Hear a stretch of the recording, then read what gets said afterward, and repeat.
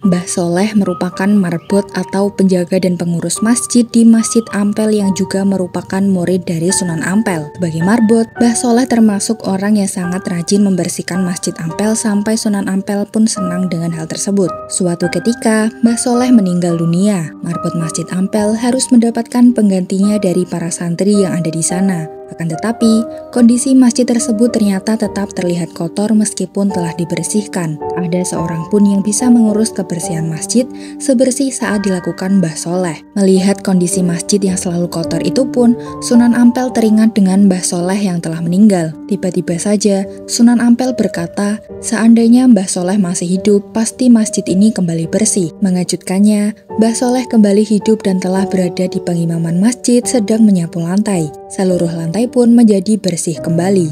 Beberapa bulan kemudian, Mbah Soleh meninggal lagi dan dimakamkan di samping makamnya yang pertama. Kondisi sebelumnya pun kembali terulang sebanyak 8 kali. Lantai yang kotor setelah ditinggal Mbah Soleh, lalu Sunan Ampel mengucapkan kalimat yang sama ketika mengingat Mbah Soleh, dan Mbah Soleh pun hidup kembali. Kejadian tersebut berakhir ketika Sunan Ampel wafat pada tahun 1482, kemudian disusul Mbah Soleh beberapa bulan kemudian, sehingga total makam Mbah Soleh terhitung terdapat 9. Makam ini masih bisa ditemukan di ujung sebelah timur Masjid Agung Sunan Ampel di Surabaya, Jawa Timur. Dalam kepercayaan Islam, perkataan Sunan Ampel yang berujung menghidupkan kembali Mbah Soleh disebut sebagai karomah, atau keistimewaan yang hanya dimiliki oleh orang-orang beriman kepada Allah SWT.